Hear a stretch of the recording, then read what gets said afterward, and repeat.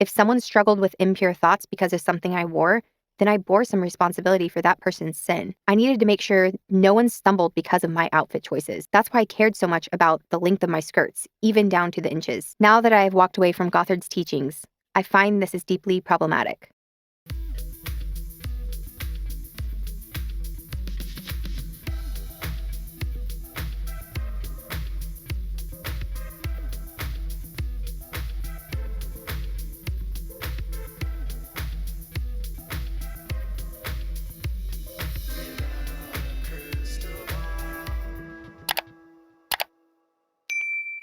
Hey everyone, it's Katie from Without a Crystal Ball. Welcome back to my channel. It is Tuesday, January 31st, 2023, and I hope you're having a wonderful day. I just finished Jinger Duggar book, Becoming Free Indeed. I listened to it on audio book. It was less than a 5-hour listen at 1.2 speed, I guess. But the book has just over 200 pages, and I'm not going to do a review for this specific video. I wanted to talk a little bit about some of the, I guess, bigger bombshells that were revealed in this book that I think might surprise some of you, and maybe not if you understand this book, if you understand the theology and how it ties back to the Duggars. Jinger Duggar said that this was not going to be a tell-all, and I think she underestimated that because in the way that the story is told, even though she doesn't directly call her parents out or even her family, it's very clear to see that a lot of the anecdotes that she shares in the story can be directly tied to public situations the Duggars found themselves in over the years, and it's hard not to draw parallels between the theology and the Duggars since they are such staunch followers of Gothard. And so when she calls things damaging or harmful, knowing that this was something that her parents implemented in the home, it's hard not to draw a parallel between one, Bill Gothard, and this false teaching, but also, oh my gosh, the parents played a role in this because they implemented this in their house, and how some of the aspects of these rules played out in real time. So she might not think it's a tell-all. I would say it's kind of a tell-all if you know about the IBLP, if you're familiar with the family, and you know about the various scandals and a lot of the criticisms that have played out with this family publicly. I want to dive into just a couple topics. I'm probably going to end up doing several videos on this book, but I want to kind of start in sort of the beginning, first few chapters where she starts talking about the IBLP. Before we dive into today's video, can you please give this video a thumbs up? Also, please subscribe to my channel if you have not yet subscribed. Click on the subscribe button below, as well as if you want to be notified of new content, you can make sure to click on the bell and set your notifications to all, and also share this video with some friends if you want to, and leave a comment if you have something to say. So for individuals that are not familiar with the IBLP, I think she does a pretty decent job of explaining some of the key components of the IBLP's system.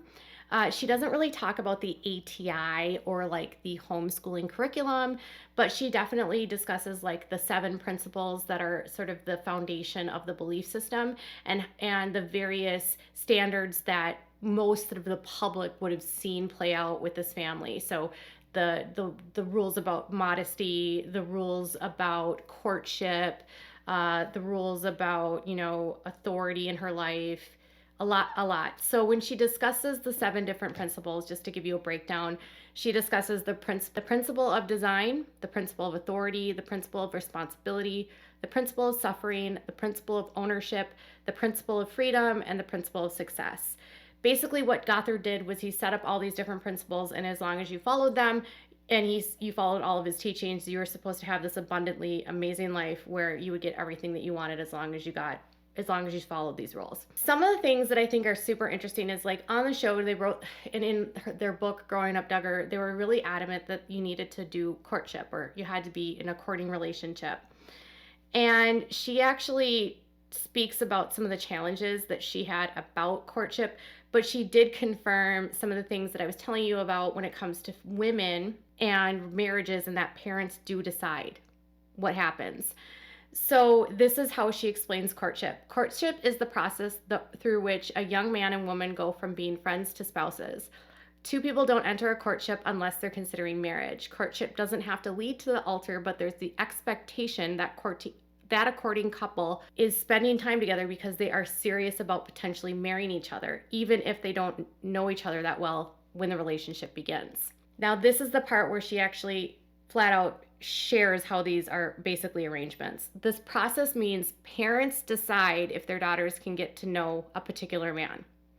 And the parents also have the final say over whether or not the daughter and suitor can get married. It's a little different for sons. It seems like they have more freedom than girls. Most of the time within this culture, a young man can pursue a girl and decide if he wants to marry her. The parents have input, but they aren't as involved throughout the process. For my sisters and me, this process didn't mean we had no say in who we were going to marry. Rather, it meant the young men who were interested in a relationship had to have an approval first from my parents. And apparently she and Jeremy didn't have an approval, and they had to work for an approval. And so when she and Jeremy decided they liked each other, Jeremy had to go through her dad and speak to her dad for 5 months before he even allowed them to talk. You know, she mentions that like there was 26 men that were interested in her. Some of the guys she didn't even know, they'd never even met her, never even talked to her. They just wanted to marry a Duggar. So, you know, Jim Bob would bring a suitor to the kids and say, okay, do you like this guy? He wants to date you. They didn't get to go and find a guy. So Ginger, the way that she met Jeremy is different than her other sisters. So they didn't get set up by her parents. And so Jim Bob, made it really hard on them because they didn't follow his rules. So it is an arrangement. And she basically confirms that. So when it comes to, she also revealed a lot of the challenges about like when you are in a courtship and you have all of these rules and you have a chaperone and she's so scared to talk because she's afraid of breaking all these different principles. She wasn't able to be vulnerable or even open with him. So when they got married, even though they knew each other, she didn't really feel like she really knew him as well as she could have, nor did he really know her as well as he should have. So you're missing that whole friendship period and that stage where you're getting to know each other instead of going straight to we're getting married. She feels like is detrimental to relationships. Like it ended up working out for her and Jeremy, but it posed challenges in their marriage because they didn't know each other as well as they should have. Another thing that she talks about a lot in this like part with the principles that I think that are going to be interesting to you is about modesty. And so for her, she talked a lot about how they were told that they had to wear their dresses a certain length, they had to wear their shirts a certain way, they had to have their hair a certain length. Like everything was designed by Gothard so that they all basically looked the same, and it was all to, again, get blessings from God. But she said that the biggest responsibility that she felt that Gothard was portraying to girls was that it was their responsibility to control what other people think of them and whether or not they had impure thoughts. She wrote, most of all, based on Gothard's teaching, I saw it as my responsibility to protect others' moral purity by dressing modestly. If someone struggled with impure thoughts because of something I wore, then I bore some responsibility for that person's sin. I needed to make sure no one stumbled because of my outfit choices. And that's why I cared so much about the lengths of my skirts. I mean, she talks about having anxiety about her knees almost showing when she sat down. So she says, now that I've walked away from Gothard's teaching, I find this idea deeply problematic.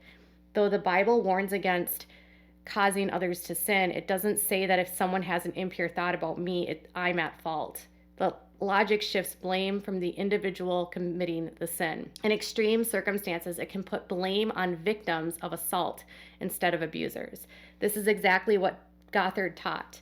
In a document called Counseling Sexual Abuse that was given to attendees at IBLP's Advanced Training Institute, he said God allows victims to be abused because of immodest dress, indecent exposure, being out from the protection of parents, and being with evil friends. So this is where where I was saying earlier that even though she's not like directly calling out her parents or Josh, she's telling you through the teachings that because of the way that these rules were set up, she and her sisters were blamed because of what Josh did, because they were told as girls, if you're wearing something X, Y, or Z, or if you're doing something, or if it's, you're with the wrong friends, or you're not with your parents, or, something your fault, you're going to end up getting blamed because it's your fault that it happened to you. And God let it happen to you because you didn't follow these rules. So it's examples like this throughout the book where you can tell exactly that it's tied to her because you know that she's gone through this and you know that she doesn't agree with it anymore, right? It's challenging because I'm sure she probably feels that she has to be so careful about what she says because I'm sure she still has this level of loyalty to her parents and this idea that because of the way that the teachings are, speaking out against him is her dad or her mom could be akin to death, financial ruin, or Satan's attacks. And being brainwashed the way that she is and was by Gothard and her parents, you can't just unlearn that in a couple years. Like, some of this is so deeply ingrained that she describes being disentangled, but it's clear when you start reading the book and you hear that the origins started after she decides to write the book after Josh is arrested. She says mid 2021. Well, what happened in mid 2021? Josh was arrested. There was clearly this momentum coming out in the media that the IBLP was wrong. And I'm sure she felt maybe a sense of urgency to separate herself from that because she didn't want to be associated with that. But then on top of that, she might have also felt a sense of responsibility to help those people that are still trapped. It's also very clear to me that she blames the teachings for protecting people like Josh because he doesn't have to actually change. She talks a lot about how their lives were just one big performance. One of the other aspects around the Duggars that a lot of critics have been very constant about in their criticism is that Jim Bob is way too controlling of his kids. And she really does explain to the T why this is. And again, like, she doesn't necessarily like shame her parents for this, but it's very clear that this is about her family. And she even says she provides her own example about her own family, and it's about authority. So she says that he taught that when a couple married, there is a new structure of protection and authority, and the husband is the head of the house. But he also has said that the young couple is under the counsel of father and father-in-law, mother and mother-in-law. In volume 1 of the men's manual, a grandfather's responsibility for his sons and daughters does not end when they finish their education or when they are married. His responsibility continues for as long as he lives. This idea is nowhere in God's word. Rather, God's word commands, before a man shall leave his father and his mother and hold fast to his wife, and they shall become one flesh. Gothard invented a system whereby grown children still have to listen to their parents and obey their counsel. He maintained the authority of the parents even after marriage vows. And she even goes into her own families. At times, this has played itself out in my marriage in tricky ways, especially in the early years after Jeremy and I became husband and wife. I had always felt like Jeremy and I had to check with my parents to see what they thought about the decisions we were making. I felt this way even when we were buying our first house in Texas or when we decided to move to California. I had to remind myself that at the end of the day, we could get advice, but Jeremy and I could make the final decision. We are our own family, and we had to make a decision that would honor God and be best for us and our children. And figuring out how to navigate those dynamics was something I had to do and disentangle from what Gothard taught about parental authority. Even after she's married, Jim Bob thinks that he has some level of control over her decisions she makes. I mean, I think we did a story a couple years ago where I told you that he was really upset with her moving to California and he considered disowning her. I mean, the truth is that kids believe under these teachings that they have to follow their parents even after marriage. And the Bible is pretty clear that it's leave and cleave, right? And they don't teach that. And so Jim Bob has been able to use these teachings as a way to maintain control over his kids. And Derek and Jill have said very similar things about the struggles of Jim Bob and his control even after the kids leave and get married. The last thing I want to talk to you guys about is how she basically calls out this culture in this world where women are expected to constantly give their men what they want physically. And Michelle famously coined this joyfully available in a blog, but it all comes from Gothard. So this is what Jinger writes. Imagine this scenario. A man and a woman get married. They immediately start having children because Gothard opposes any kind of birth control. Financially, they are not in a position to own a home because they are not allowed to go into debt. That means no mortgage, so they live in what they can afford, a tiny 2-bedroom house that they rent. At first, that's okay because they have only one child, but then more children come. Next thing you know, they're 6 years into marriage with 5 children under 5 years old. To provide food and clothing for his family, the husband works longer hours, taking on more responsibility or even more jobs. This takes a dad out of the home for 10 to 12 hours a day. Since they're not allowed to send their kids to school, the mom is in her home with morning sickness from pregnancy for half the year, trying to manage and homeschool 5 kids. She feels overwhelmed, unable to handle the responsibility of raising so much children practically alone. Then the husband comes home and the house feels like chaos, but the wife has to have it all together to keep her husband faithful and satisfied. That's what Bill Gothard taught her. The house must be clean, she must be happy with no expectations, and the children must be well behaved. The problem is she's struggling to maintain her mental health and physical appearance, which is terrifying because it means her husband may start desiring other women. The guilt begins to build. On top of that, she is told she must be joyfully available to meet her husband's physical needs. More sex likely means more children, but they are told over and over to just trust God. Sadly, this is not a hypothetical scenario. It's a difficult situation many people have experienced after buying into Gothard's principles. Gothard, by the way, never married and never had children. How did he become the leading authority for so many issues he himself never understood? So when it comes to women, she's very clear that, and this honestly sounds like she could be talking about her mom. Michelle had so many kids back to back to back. She had kids practically every single year.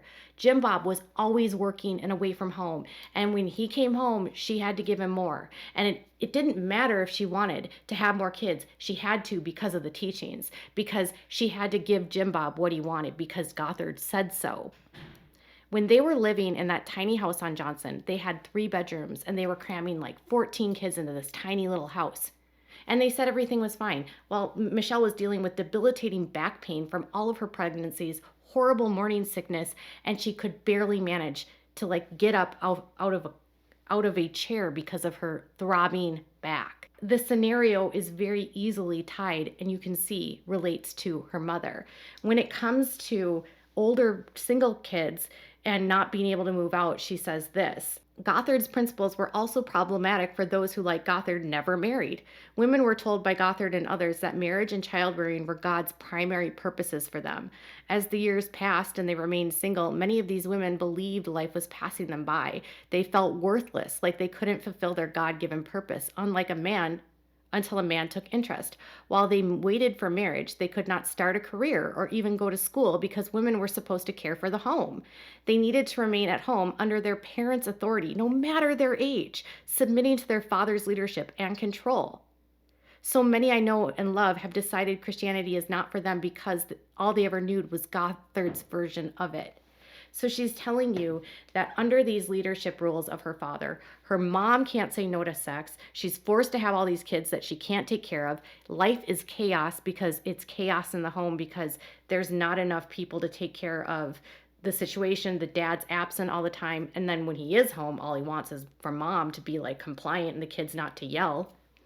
And then her older sister, who hasn't found a suitor for whatever reason, can't move out because it's her dad's authority, and she must submit and obey her dad. So you can see very clearly that she's directly calling out the unfairness to women, how it treats women, how women are kept mere captives to this theology, and how men in many ways benefit from it because they have supreme authority. Jim Bob's never going to leave because he has control, and Josh will never change because he has control. And we'll get into what she actually says about infidelity in another video. But for now, I'd love to know what your thoughts are about her calling it all out. Tell me in the comments below. Bye, guys.